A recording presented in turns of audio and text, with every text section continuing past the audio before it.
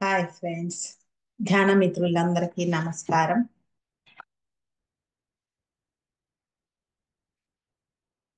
మనందరి గురువు ఆత్మ, విజ్ఞాన, ఆత్మ సామ్రాజ్య సృష్టికర్త.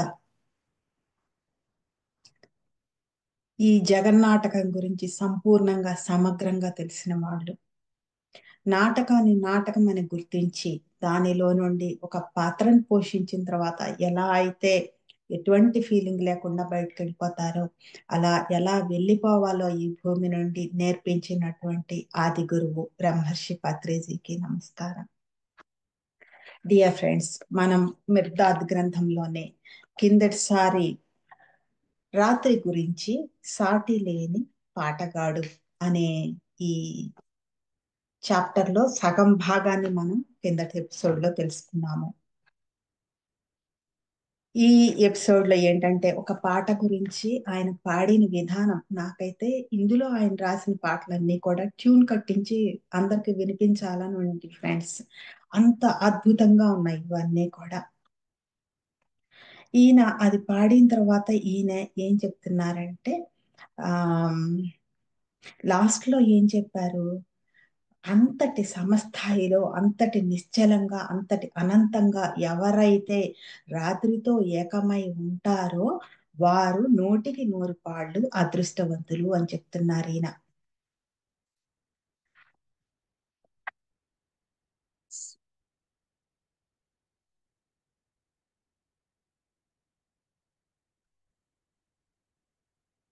అంటే రాత్రి ఎంత నిశ్చలంగా ఉంటుందో, ఎంత అనంతంగా ఉంటుందో ఈయన చెప్తున్నారు. దానితో సమస్థాయిలో మనం ఎప్పుడైతే ఉంటామో అప్పుడు దానికంటే 100కి 100 పాళ్ళు వారు అదృష్టవంతులు అని చెప్తున్నారు ఈయన. తర్వాత అలాంటి వారికి మాత్రమే రాత్రి నిశీధి విజేత యొక్క గీతాన్ని పాడుతుంది. అంటే సమస్థాయిలో ఉండే అదృష్టవంతులకి మాత్రమే ఇది విజేత యొక్క గీతాన్ని పాడుతుంది అని చెప్తున్నారు. తర్వాత పగటి మిథ్యారోపణను ఎత్తిన తలతో, నమ్మకంతో, ప్రకాశించే కళ్ళతో మీరు ఎదుర్కోగలగాలని వాంఛిస్తే రాత్రి యొక్క మిత్రత్వాన్ని పొందడానికి త్వరపడండి అని చెప్తున్నారు. జనరల్ గా ఎవరు కూడా పగలని ఇష్టపడినంతగా రాత్రిని ఇష్టపడరు ఫ్రెండ్స్. ఎందుకని అంటే అది చీకటిగా ఉంటుంది, మనకి తెలియనిది ఉంటుంది. ఆ తెలియంది ఉన్నప్పుడు అక్కడ ఏముంటుందో ఏం జరుగుతుందో అనే భయం ఉంటుంది. ఇది ఆ పగలు రాత్రికి సంబంధించింది కాదే, ఇది మాత్రమే కాదు ఫ్రెండ్స్. నోన్ అన్నోన్ రెండిటి గురించి కూడా మనం తీసుకోవచ్చు దీన్ని. పగటి మిథ్యారోపణను ఎత్తిన తలతో, మిథ్యారోపణ అంటే అది అబద్ధం కాదు, అనుకునేవన్నమాట. అనుకునే ఆరోపణ, నేను ఒకళ్ళ గురించి ఒకలా అనుకుంటున్నాను, అది అవునో కాదో నాకు తెలియదు, కానీ ఆరోపణను ఎత్తిన తలతో, అటువంటి ఆరోపణని ఎత్తిన తలతో, తల దించుకోకుండా నమ్మకంతో, ప్రకాశించే కళ్ళతో మీరు ఎదుర్కోగలగాలని వాంఛిస్తే రాత్రి యొక్క మిత్రత్వాన్ని పొందడానికి త్వరపడండి అని చెప్తున్నారు. రాత్రితో ఫ్రెండ్షిప్ చేయమంటున్నారు. అంటే ఏదైతే మనకు తెలియనిది ఉందో దానితో మనం ఫ్రెండ్షిప్ చేస్తే, ఆ తెలియని దాన్ని మనం తెలుసుకున్నప్పుడు ఇది మిథ్యారోపణ అనేది మనం అర్థం చేసుకుంటాం ఫ్రెండ్స్. దానిని అప్పుడు మనం తలదించుకోకుండా, ఎవరైనా ఏమన్నా మన మీద కంప్లైంట్ చేస్తే మనం తలదించుకోకుండా మనం కాన్ఫిడెంట్ గా ఇది నిజం కాదు అనేది ప్రకాశించే కళ్ళతో, మన గురించి మనకు తెలుసు కాబట్టి దానిని ఎదుర్కోగలుగుతాము అది చెప్తున్నారు ఈయన. అలా ఎదుర్కోవాలని మీరు అనుకుంటే గాని రాత్రి యొక్క మిత్రత్వాన్ని పొందడానికి త్వరపడండి అని చెప్తున్నారు. మామూలుగా సిద్ధపడండి అనట్లేదు ఆయన, త్వరపడండి అని చెప్తున్నారు. రాత్రితో స్నేహం చేయండి, భద్రంగా ఉండే మీ రక్తంతో మీ హృదయాలను బాగా కడిగి వాటిని రాత్రి హృదయంలో పెట్టండి అంటున్నారు. భద్రంగా ఉండే మీ రక్తంతో, మరి అది బయటికి రాదు కదా ఫ్రెండ్స్, లోపల సేఫ్ గా ఉంది కదా, నాళాల్లో సేఫ్ గా ఉంది కదా. భద్రంగా ఉండే మీ రక్తంతో మీ హృదయాలను బాగా కడిగి వాటిని రాత్రి హృదయంలో పెట్టండి అంటున్నారు. మీ సహజ వాంఛలను రాత్రి అధ్యయనం చేయండి. సహజంగా మనకొచ్చే కోరికలు ఏవైతే ఉన్నాయో వాటిని రాత్రికి అధ్యయనం చేసేయమంటున్నారు, అప్పజెప్పేసేయమంటున్నారు. నీ ఇష్టం, నీ చేతిలో పెట్టేస్తున్నావు, నువ్వేమన్నా చేసుకో అన్నట్టు. పవిత్ర అవగాహనతో స్వేచ్ఛ పొందాలన్న కోరికని తప్ప మిగిలిన కోరికలనన్నింటినీ రాత్రి పాదాల దగ్గర ఆహుతి చేయండి. పవిత్ర అవగాహన గురించి నేను ఇంతకు ముందు చెప్పాను ఫ్రెండ్స్, దాని శక్తి గురించి. పవిత్ర అవగాహనతో స్వేచ్ఛ పొందాలన్న ఒకే ఒక్క కోరికను తప్ప మిగిలిన కోరికలనన్నింటినీ రాత్రి పాదాల దగ్గర ఆహుతి చేసేయండి, ఆ మంటల్లో వేసేయండి. మిగిలినవన్నీ కూడా దాని ముందు బలాదూరనమాట. అప్పుడు పగటి బాణాలకు మీరు అభేద్యమవుతారు. ఈ పగటి మిథ్యారోపణలు ఏవైతే ఉన్నాయో అవి మీకు తగలవు, టచ్ చెయ్యవు. మనుష్యుల ముందు మీరు నిజమైన విజేతలని రాత్రి సాక్ష్యం ఇస్తుంది, పగలు ఇవ్వదు ఫ్రెండ్స్. ఎప్పుడు కూడా మన కంటికి కనిపించేది ఎప్పుడు కూడా మనకి విట్నెస్ ఇవ్వదు. కనిపించింది ఏదైతే ఉందో దానికి తెలుసు కదా, అది చూస్తుంది కదా. రాత్రి పగలుని చూడగలదు, రాత్రిని చూడగలదు, కానీ పగలు రాత్రిని చూడలేదు కదా ఫ్రెండ్స్. అంటే అప్పుడు పగటి బాణాలకు మీరు అభేద్యమవుతారు. మనుష్యుల ముందు మీరు నిజమైన విజేతలని రాత్రి సాక్ష్యం ఇస్తుంది. ఇవి ఎట్లా అంటే, నేను మళ్ళీ మళ్ళీ చెప్తున్నాను ఫ్రెండ్స్, ఇవన్నీ కూడా అనుభవానికి తెచ్చుకోవాల్సింది.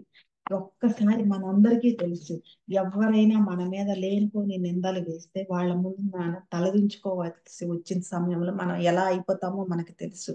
అలా మనం ఉండాలని మనం ఎవ్వరం కూడా కోరుకోము కాబట్టి అప్పుడు ఏం చెయ్యాలనేది ఈయన చెప్తున్నారు.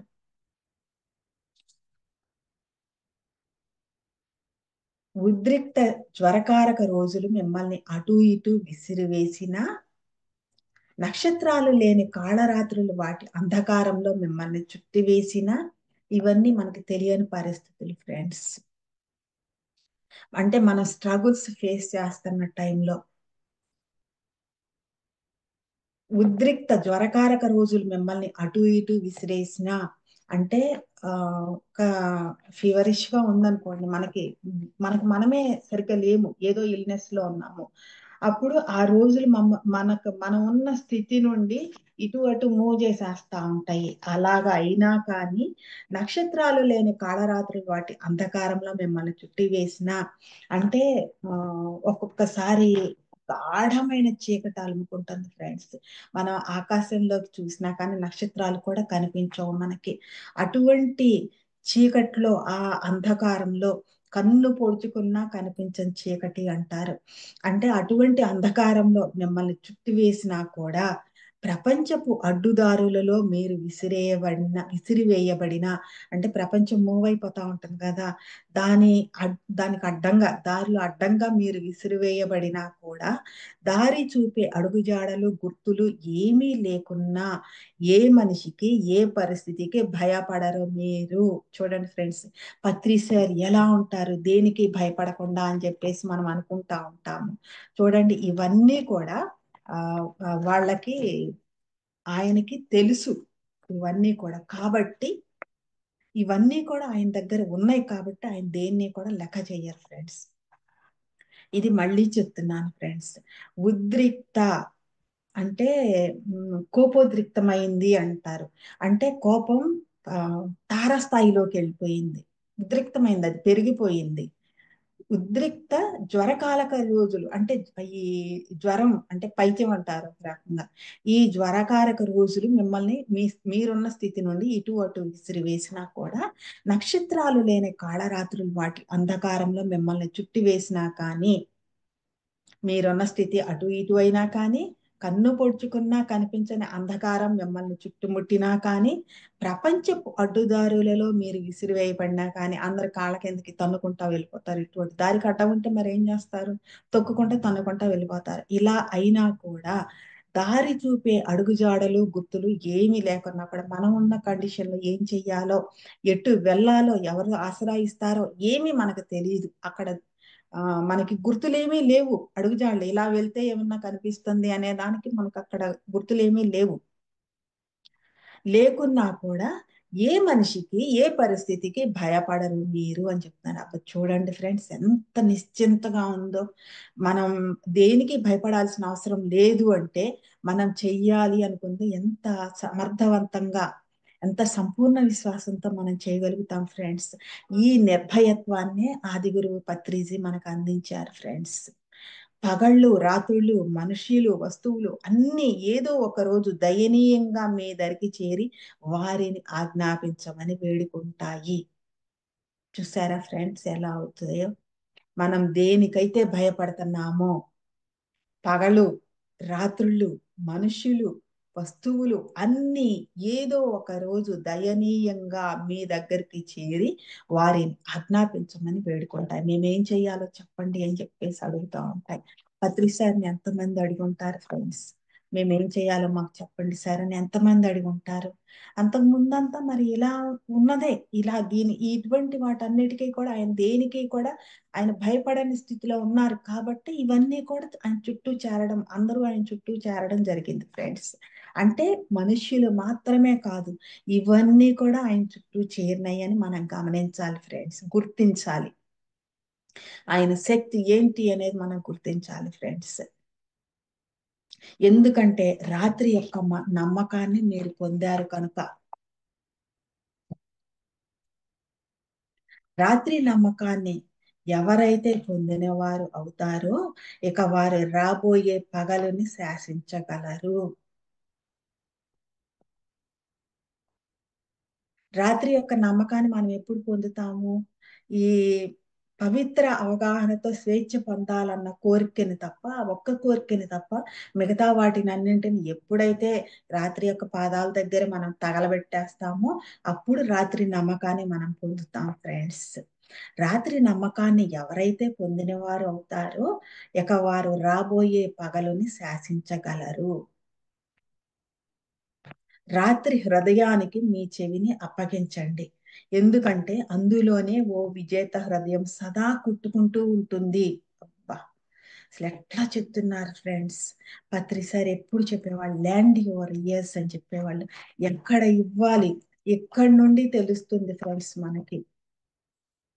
సజ్జన సాంగత్యం వినాలి, చెవుల్లో అమృతం పోసుకోవాలి. పత్రిసారి ఎంత చెప్తా ఉంటారు, కానీ అసలు వినాల్సింది ఎక్కడ అనేది ఒక మహాత్ముడి గ్రంథం ఏ రకంగా బయటికి వచ్చిందంటే ఆయన హృదయ స్పందన ఫ్రెండ్స్. మరి అది రాత్రి హృదయానికి మీ చెవిని అప్పగించండి.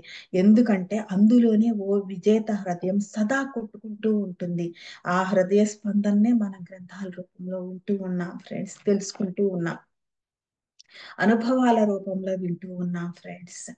నాకు కన్నీరు ఉంటే ఈ రాత్రి వాటిని మిణుకు మిణుకుమనే ప్రతి నక్షత్రానికి, ప్రతి దుమ్ము నలుసుకు, జలజలా పారే ప్రతి వాగుకు, పాడే ప్రతి కెటిడెడ్ పురుగుకి, గుప్పున గాలిలో సువాసనలు వదిలే వైలెట్ పుష్పాలకు, పరిగెత్తే గాలికి, ప్రతి పర్వతానికి, ప్రతి లోయకు, ప్రతి చెట్టుకు, గడ్డిపోచకు, వెల్లి విరిసే ప్రశాంతతకు, ఈ రాత్రి అందానికి, మనుష్యుల కృతజ్ఞతకు, అనాగరిక అజ్ఞానానికి అన్నింటికి క్షమాపూర్వకంగా నా కన్నీటిని కురిపిస్తాను, నివేదించుకుంటాను అని చెప్తున్నారు ఈయన.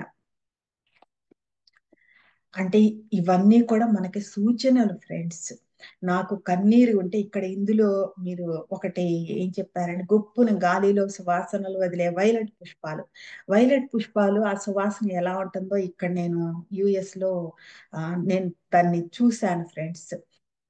ఎంత అద్భుతంగా ఉంటుందంటే మనకి చూడండి దవణం, మరువం ఇవి వస్తాయి చూడండి. ఆ స్మెల్ అంత దూరాన్ని ఉండంగానే వస్తా ఉంటాయి చూడండి. అలా అటువంటి వాసన, ఘాటైన వాసన వస్తా ఉంటది అనమాట. అది గుప్పున వస్తాయి అన్నమాట. అవి ఒక్కసారిగా మెల్లగా రావు.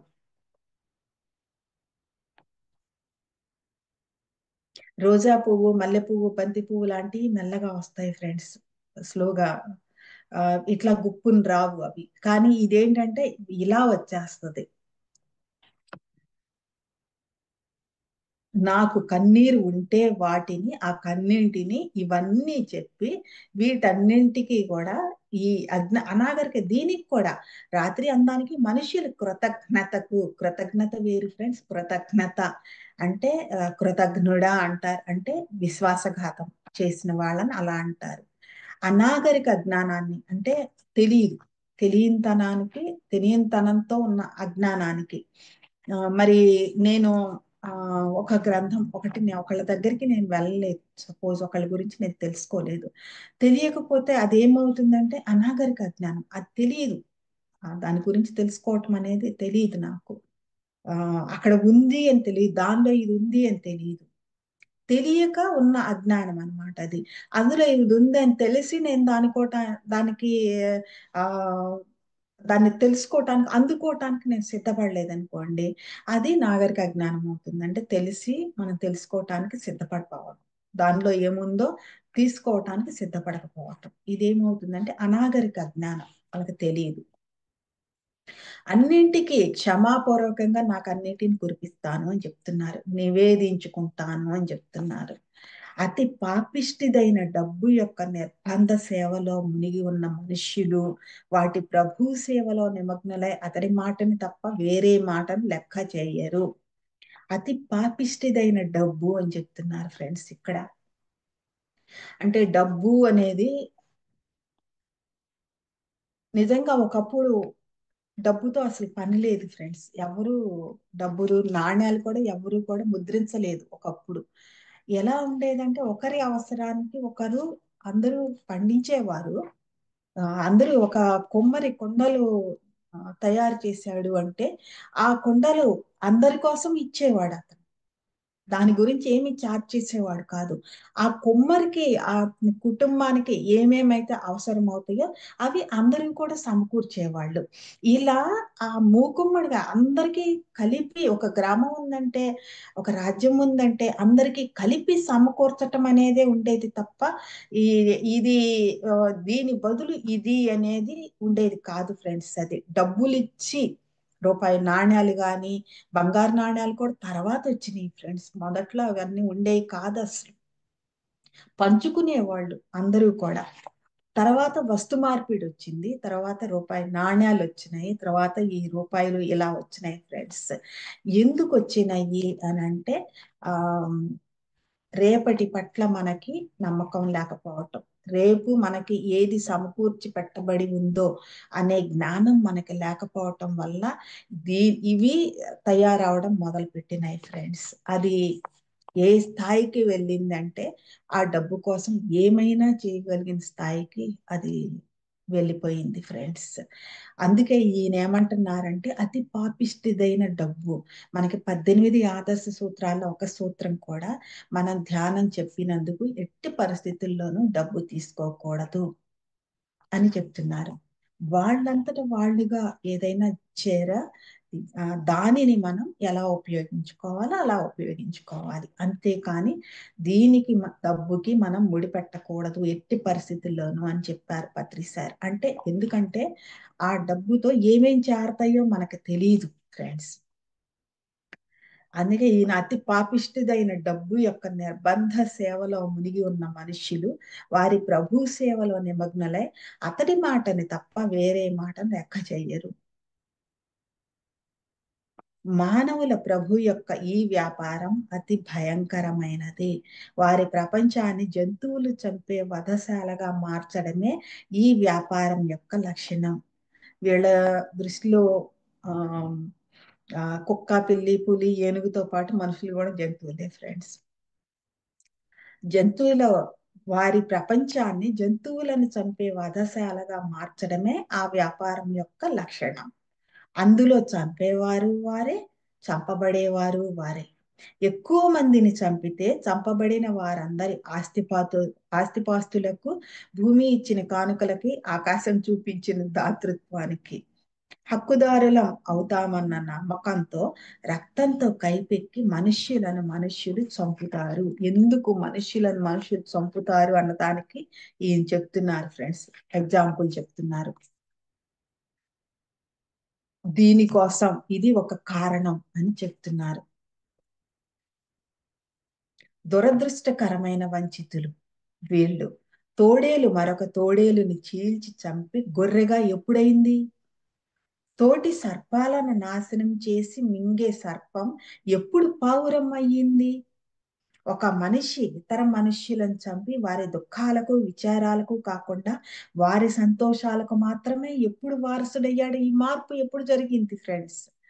ఇటు ఒక కోణం నుండి ఒక డైమెన్షన్ నుండి పూర్తిగా ఇంకొక డైమెన్షన్ వైపు ఎటు తిరిగింది? క్రూరత్వం నుండి సాధుత్వం వైపు ఎటు తిరిగింది?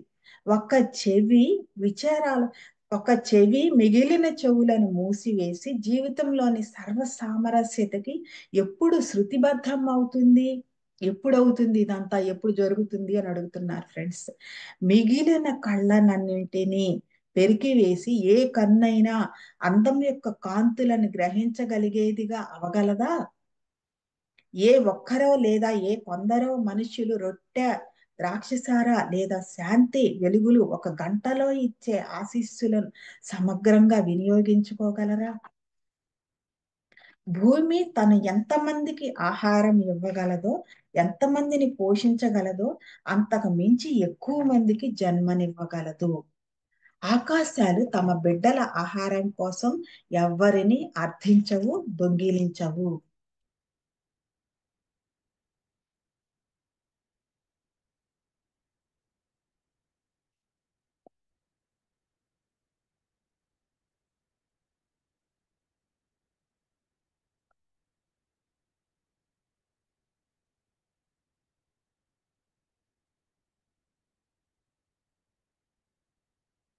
ఏ ఒక్కరో లేదా ఏ కొందరో మనుష్యులు రొట్టె ద్రాక్షసార లేదా శాంతి వెలుగులు ఒక గంటలో ఇచ్చే ఆశీస్సులను సమగ్రంగా ఉపయోగించుకోగలరా?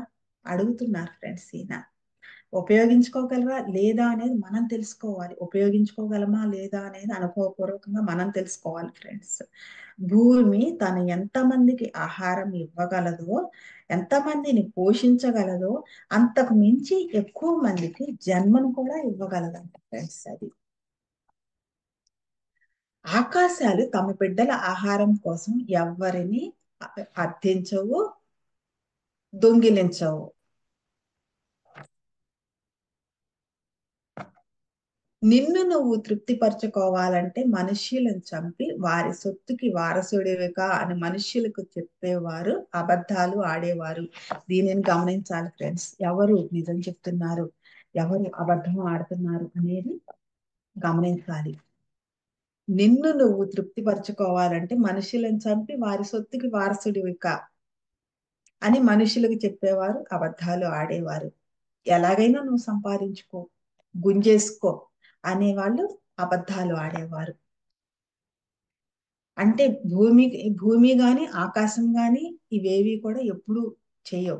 నీకు తృప్తి నిన్ను నువ్వు తృప్తిపరచుకోవాలంటే చెయ్యాల్సింది ఇది కాదు అని అందరికీ తెలుసు ఫ్రెండ్స్.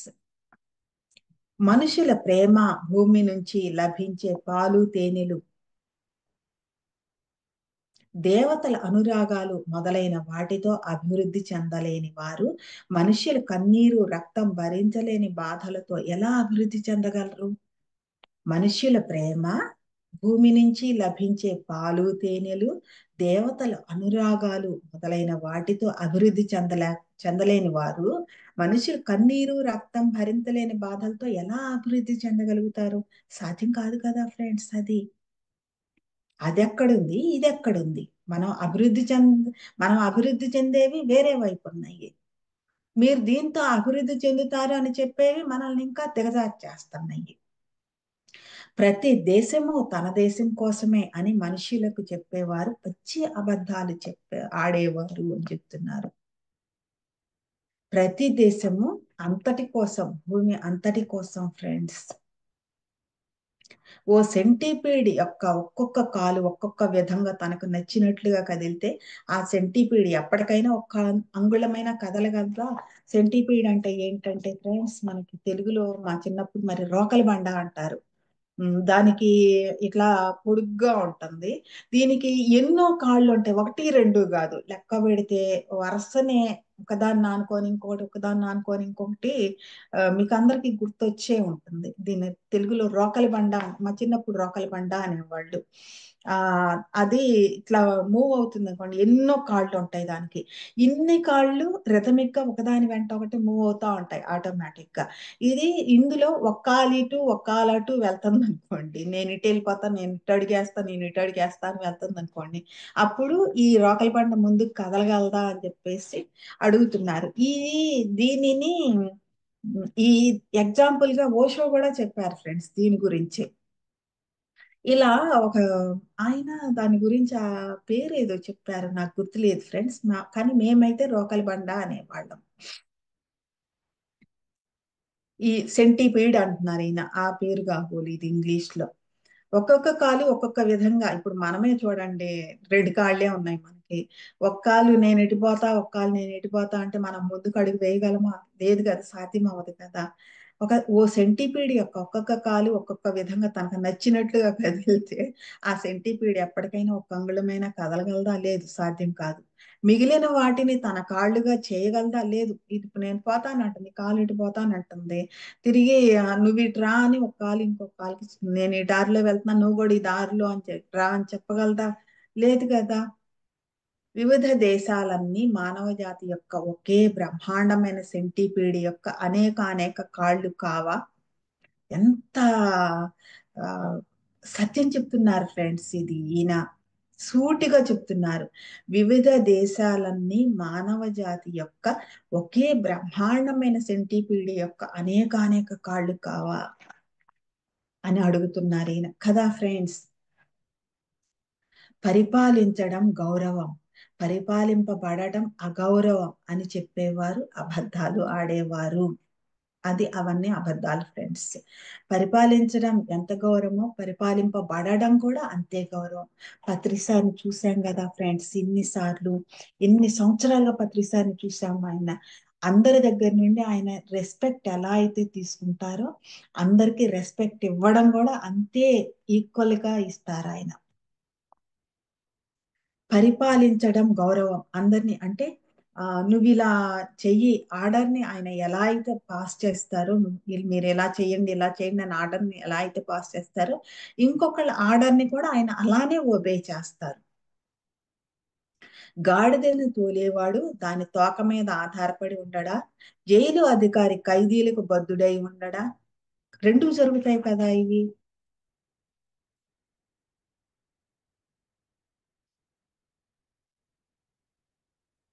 గాడిదను తోలేవాడు ఆ తోక పట్టుకుంటాడు ఫ్రెండ్స్. తోక పట్టుకుని సూచనలు ఇస్తే అది ముందుకు నడుస్తా ఉంటది.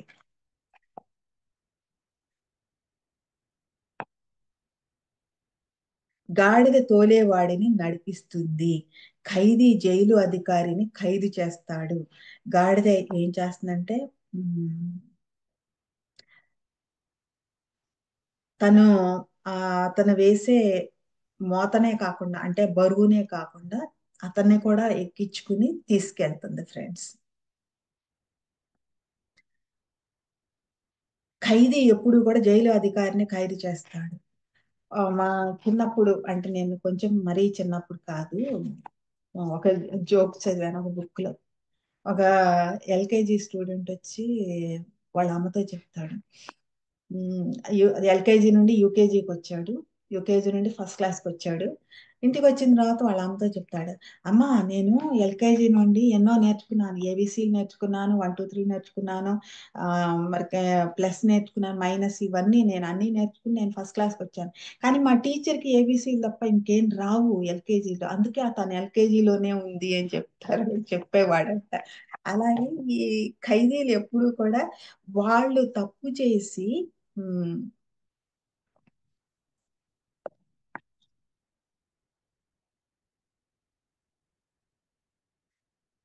అది జస్ట్ నేను చెప్పిన జోక్ ఫ్రెండ్స్, ఇది అది కాదు.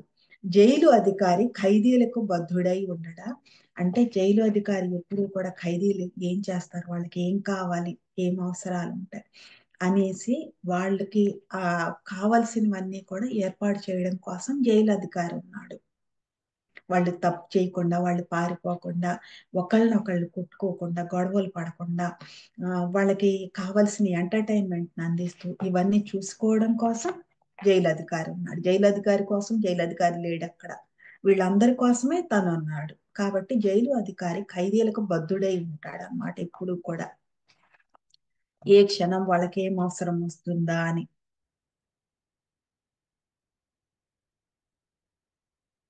అలాగే గాడిద కూడా ఈ తనని ఎవరైతే ఎక్కిస్తున్నారో తనకి బద్ధుడై ఉంటారు, తనని నడిపిస్తుంది. అదే పని గాడిద పని, అదే ఆ తోలేవాడిని నడిపించటమే గాడిద పని అన్నమాట. వేగం ఉన్నవారిదే పరుగు పందెం, బలవంతుడిదే న్యాయం అని అబద్ధాలు చెప్పేవారు అబద్ధాలు చెప్పేవారు. వేగం ఉన్నవారిదే పరుగు పందెం, బలవంతుడిదే న్యాయం అని చెప్పేవారు అబద్ధాలు చెప్పేవారు.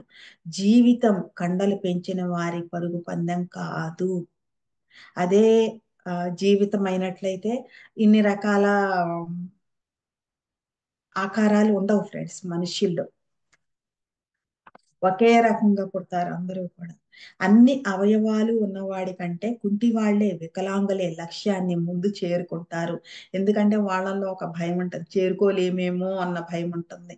అందుకని వాళ్ళు అందరికంటే కూడా ఎక్కువగా ప్రయత్నించి లక్ష్యాన్ని ముందుగా చేరుకుంటారు.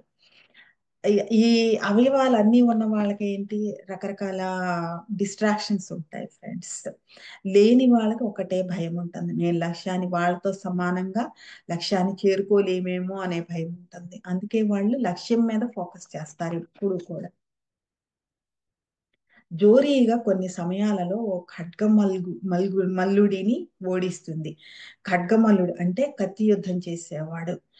జోరీగా చెవిలో తిప్పుతుంది అనుకోండి, చెవిలో జోరీగా అంటారు, అంటే అది మోగుతానే ఉంటుంది. ఈ మోగుతున్నప్పుడు ఏం చేస్తుందంటే ఇది కత్తి యుద్ధంలో జయించిన వాడిని కూడా ఓడించేస్తుంది, ఆ శక్తి ఉంటుంది. జోరీ కత్తి పట్టుకోదు, కానీ ఆ ఓడించగలిగిన శక్తి ఉందన్నమాట దానికి. అంటే ఆకారానికి, అన్ని అవయవాలకి, కండలు తిరిగిన ఆకారానికి విజయానికి సంబంధమే లేదు ఫ్రెండ్స్. తప్పుని తప్పుతో తప్ప ఒప్పుతో సరిచేయలేమని చెప్పేవారు అసత్యం చెప్పేవారు. కొన్ని సామెతలు ఉంటాయి ఫ్రెండ్స్, ముళ్ళుని ముళ్ళుతోనే తీయాలి, వజ్రాన్ని వజ్రంతోనే కోయాలి. ఇవన్నీ కూడా వాళ్ళని వాళ్ళు సమర్థించుకోవటానికి చెప్పే సామెతలు ఫ్రెండ్స్. మా చిన్నప్పుడు వ్యవసాయం చేసేవాళ్ళు, వాళ్ళకి వ్యవసాయంలో సహజంగా ఏంటంటే ముళ్ళు దిగుతాయి, కాళ్ళల్లో దిగుతాయి, తలలో దిగుతాయి, చేతుల్లో కూడా దిగుతాయి. ఈ చేతుల్లో దిగినప్పుడు ఇక్కడ ఈ బొటన వేలి మీద ఇక్కడ ముళ్ళు గుచ్చుకుంది అనుకోండి ఫ్రెండ్స్, ఇది ఇక్కడ ఎక్కడైనా గుచ్చుకుంటే ఇది దీని నుండి ఇది మెల్లమెల్లగా లోపలికి వెళ్ళిపోతుంది. ఈ లోపలికి వెళ్ళిపోయిన దాన్ని ఈ దిగిన వెంటనే వాళ్ళు చూసుకోకపోతే కాసేపటికి అది లోపలికి వెళ్ళిపోతుంది. లోపలికి వెళ్ళినా కానీ ఇక్కడ కనిపిస్తున్నా కానీ వాళ్ళు ఏం చేసేవాళ్ళు అంటే ఆముదం కానీ నువ్వుల నూనె కానీ తీసుకుని ఇట్లా ఈ లోపల నుండి ఇట్లా రాసుకుంటా వచ్చేవాళ్ళు. రాసుకుంటా వస్తే ఈ ముళ్ళు కాసేపటికి ఇట్లా ఒక పద్ధతిగా క్రమంగా ఇట్లా రాసుకుంటా వచ్చేవాళ్ళు, మెల్లమెల్లగా మెల్లమెల్లగా రాగానే ఇది ఇట్లా బయటకు వచ్చేసేది. ఇది ప్రొసీజర్ ఫ్రెండ్స్. ముళ్ళుని తీయాలంటే ముళ్ళుని ముళ్ళుతోనే తీయక్కర్లేదు.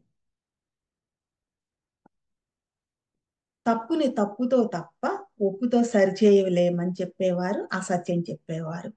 తప్పు మీద తప్పు అన్నది ఎప్పటికీ ఒప్పు కాజాలదు.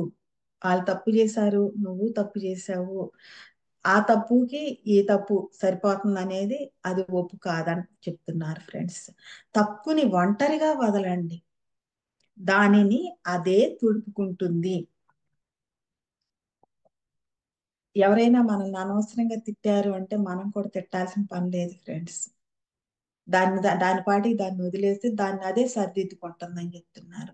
మనకి చెప్తా ఉంటారు ఫ్రెండ్స్, రెండు చేతులు మోగితేనే చప్పట్లు అనేది చెప్తా ఉంటారు.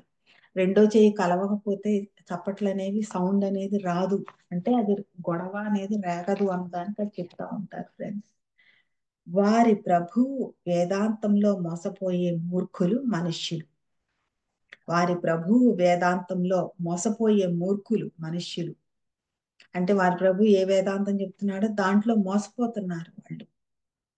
అటువంటి మూర్ఖులే మనుషులు అని చెప్తున్నారు.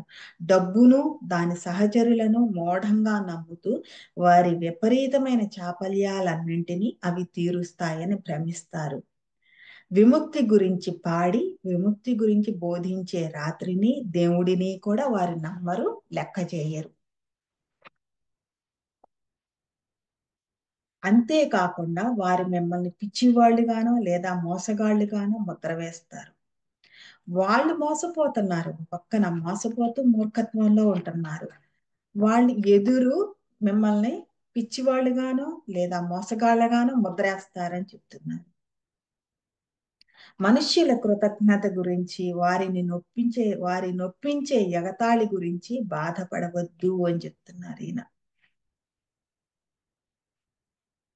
వారి నుంచి వారిని త్వరలో వారు ఎదుర్కోబోతున్న అగ్ని రక్త ప్రళయాల నుంచి ప్రేమతో తరగని ఓర్పుతో కష్టపడి విడుదల చేయండి అని చెప్తున్నాను. పత్రిసారి ఎప్పుడు ఏం చెప్పేవాళ్ళంటే, ఈ ప్రపంచానికి మనం అక్కర్లేదు, కానీ ఈ ప్రపంచం మనకు కావాలి అని చెప్తా ఉండేవాళ్ళు.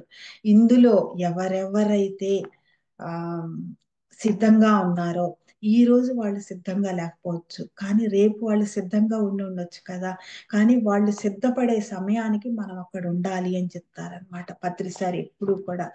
అదే ఓర్పు, అదే ప్రేమ ఆయనకు లేకపోతే ఈ రోజు మనం ఇక్కడ ఉండేవాళ్ళం కాదు ఫ్రెండ్స్. మనుష్యుల కృతజ్ఞత గురించి, వారి నొప్పించే ఎగతాళి గురించి బాధపడవద్దు. వారిని త్వరలో వారు ఎదుర్కోబోతున్న అగ్ని రక్త ప్రళయాల నుంచి అవి ఎదుర్కొంటారంట ఫ్రెండ్స్. దాని బారిన పడకూడదు అంటే ప్రేమతో తరగని ఓర్పుతో కష్టపడి వారిని విడుదల చేయండి అని చెప్తున్నారు. మనుషులు నరుక్కోవడం అన్నది ఇక జరగకూడదు. ఇది పత్రిజీ చెప్పేవాళ్ళు ఫ్రెండ్స్. మీరు ఎప్పుడైతే జంతువుల్ని చంపడం ఆపివేస్తారో అప్పుడు మనుషుల్ని నరుక్కోరు అని చెప్పారు ఆయన. అంటే జంతువులు వారి ఆత్మ ప్రయాణం పురోగతి ఎలా ఉంటుంది, జంతు స్థాయి నుండి మనిషి స్థాయికి వస్తుంది. ఎప్పుడైతే మనల్ని జంతు స్థాయిలో దాన్ని చంపటం మానేస్తామో, చంపాలి అన్న ఉద్దేశం వాటికి రాదు ఫ్రెండ్స్. ఇమ్మీడియట్ ఇన్కార్నేషన్ వాళ్ళు హ్యూమన్స్ గా రాగానే ఎదుటి వాళ్ళతో చంపాలి అన్న ఉద్దేశం పోయి ఎదుటి వాళ్ళతో కలిసి జీవించాలి అన్నది వచ్చేస్తుంది ఫ్రెండ్స్ ఆటోమేటిక్ గా. ఇక్కడ ఈయన చెప్తున్నారు, మనుషులు నరుక్కోవడం అన్నది ఇక జరగకూడదు. ఇది జరగకూడదు అంటే ప్రేమతో తరగని ఓర్పుతో కష్టపడి వారిని విడుదల చేయాలి ఫ్రెండ్స్.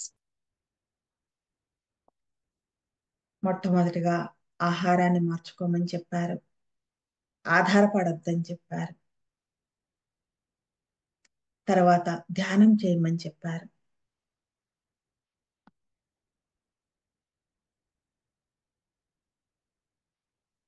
సూర్యుడు, చంద్రుడు, నక్షత్రాలు అనాది నుంచి తమను అందరూ నిశితంగా చూడాలని, సమగ్రంగా వినాలని, చక్కగా అర్థం చేసుకోవాలని ఆత్రంగా ఎదురు చూస్తున్నాయి అని చెప్తున్నా. మన కోసం ఏమి ఎదురు చూస్తున్నాయి? ఈ తెలిసి తెలియని ప్రపంచం మన కోసం ఎదురు చూడట్లేదు ఫ్రెండ్స్. మన కోసం ఎదురు చూసేది ఇవి: సూర్యుడు, చంద్రుడు, నక్షత్రాలు అనాది నుంచి తమను అందరూ నిశితంగా చూడాలని, సమగ్రంగా వినాలని, చక్కగా అర్థం చేసుకోవాలని ఆత్రంగా ఎదురు చూస్తున్నాయి. మామూలుగా కూడా కాదు ఫ్రెండ్స్. భూమాత తన యొక్క మౌలిక సత్యాలను అందరూ అంచనా వేయగలగాలని కాంక్షిస్తోంది. భూమాత యొక్క మౌలిక సత్యాలు ఏంటి? బ్రహ్మాండమైన విశ్వం తన విశాల వీధులలో అందరూ ప్రయాణాలు చేయగలగాలని కోరుకుంటోంది. బ్రహ్మాండమైన విశ్వపు దారులలో ప్రయాణించాలి అని చెప్పేసి చెప్తా ఉంటారు ఫ్రెండ్స్. బ్రహ్మాండమైన విశ్వం తన విశాల వీధులలో అందరూ ప్రయాణాలు చేయగలగాలని కోరుకుంటోంది. అందులో అందరికీ స్థానం ఉంది ఫ్రెండ్స్. ఎవరైనా ప్రయాణం చేయగలరు దాంట్లో. కానీ అటువైపు మనం చూస్తేనే మనం అందులో ప్రయాణం చేయగలం ఫ్రెండ్స్. కాలం అన్నది తన ముడులు అన్నీ విప్పేసే వారి కోసం తహతహలాడుతోంది. విశ్వం యొక్క సుమధుర పరిమళం తన సువాసనలు అందరి చేత ఆస్వాదింపబడాలని ఉవ్విళ్ళూరుతోంది.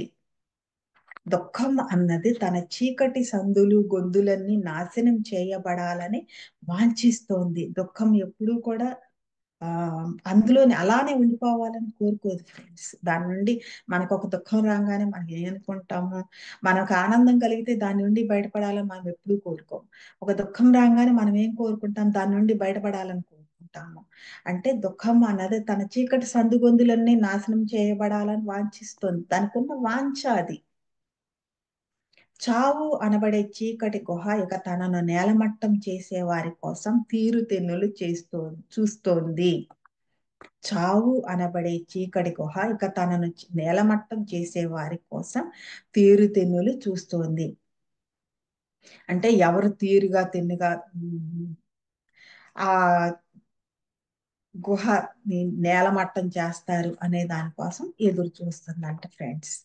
అవగాహన అన్నది తనను అందరూ రుచి చూడాలని వేగిరపడుతోంది.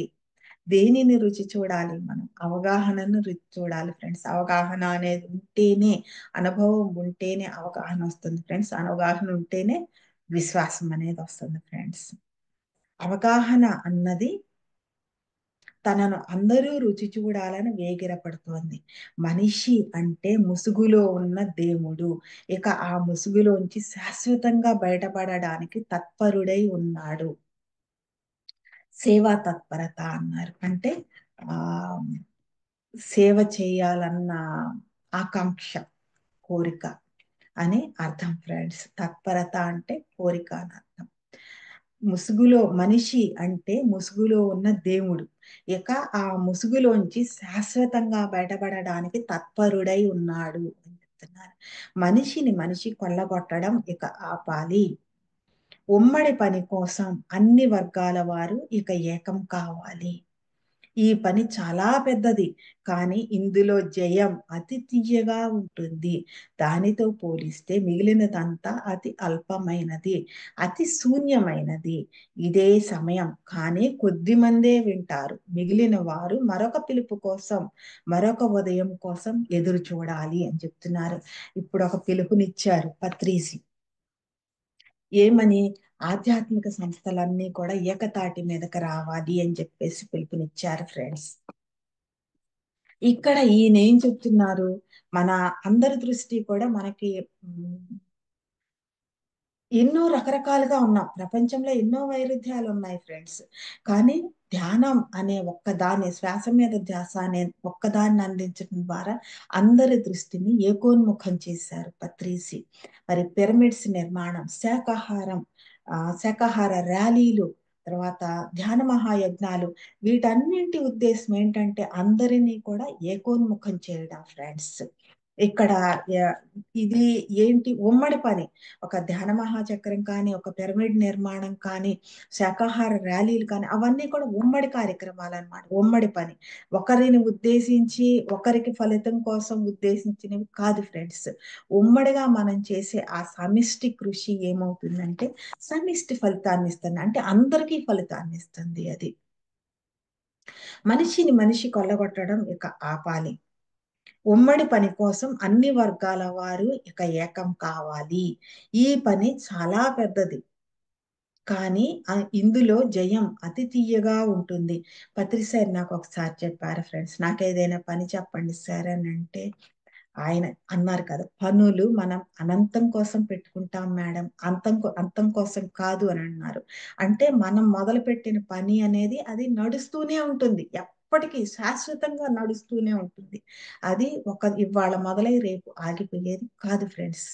అటువంటి పనులనే మనతో ప్రారంభింపజేశారు పత్రిసి. ఈ పని చాలా పెద్దది. అంటే ఎంత ఉందో మనకి తెలియదు ఫ్రెండ్స్. కానీ ఇందులో జయం అతి తియ్యగా ఉంటుంది. దానితో పోలిస్తే మిగిలినదంతా అతి అల్పమైనది, అతి శూన్యమైనది అని చెప్తున్నారు. ఇదే సమయం దీన్ని అందుకోవటానికి. కానీ కొద్దిమందే వింటారు. ఈరోజు కొద్దిమందే వింటారు. వినని వాళ్ళు ఎవరైతే ఉన్నారో వారు వారు మరొక ఉదయం కోసం, మరొక పిలుపు కోసం ఎదురు చూడాలి. ఈరోజు పత్రి సార్ వచ్చి అందరికీ పిలుపునిచ్చారు కాబట్టి ఆ పిలుపుని ఎవరెవరైతే అందుకోగలిగారో వాళ్ళంతా కూడా ఆయన చుట్టూ చేరడం జరిగింది ఫ్రెండ్స్. కానీ ఇంతమంది ఆయన చుట్టూ చేరినా కానీ ఆయన ఏమన్నారంటే, ఇన్ని లక్షల మంది, కోట్ల మంది ఇట్లా నా గురించి తెలిసిన ధ్యానం చేస్తాను, ఎన్ని చేస్తున్నా కానీ నాతో కలిసి ప్రయాణించగలిగే వాళ్ళు వేళ్ల మీద లెక్క పెట్టగలిగినంత మంది మాత్రమే ఉంటారు అని ఆయన చెప్పారు ఫ్రెండ్స్. ఎప్పుడో 98 లోనే. ఆ రోజు నుండి గడగడలాడుతా ఉండేవాళ్ళం వరలక్ష్మి మేడం నేను ఇద్దరం కూడా. ఎందుకని అంటే ఎన్నిసార్లు మరి ఎప్పుడు ఆయన్ని పోగొట్టుకున్నామో తెలియదు ఫ్రెండ్స్. మళ్ళీ ఎక్కడ ఆయన్ని పోగొట్టుకుంటాము అని చెప్పేసి గడగడలాడిపోయే వాళ్ళం. ఎప్పుడు ఆ జాగ్రత్తగా ఉండేవాళ్ళం. ఎక్కడ ఏ మారతామో ఆయన ఇచ్చిన సందేశాన్ని తీసుకోవడంలో కానీ, రిసీవ్ చేసుకోవడంలో కానీ, ఆచరించడంలో కానీ చాలా జాగ్రత్తగా ఉండేవాళ్ళం ఫ్రెండ్స్.